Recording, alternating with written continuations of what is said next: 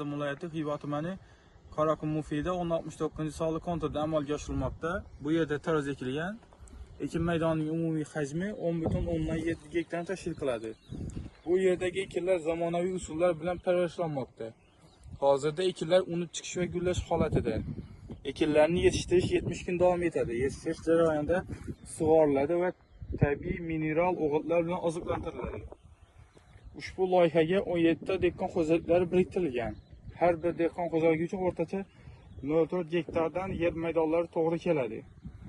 Loyihani samarali amalga oshirish uchun lider tadbirkor Qaraqum Chiroyi MChJ ishlab chiqarish kooperativi biriktirilgan.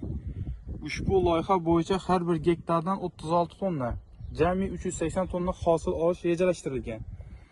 Kelajakda ekin maydonini kengaytirish va shu orqali dehqon xo'jaliklarining daromadlarini amalga oshirish niyatdamiz.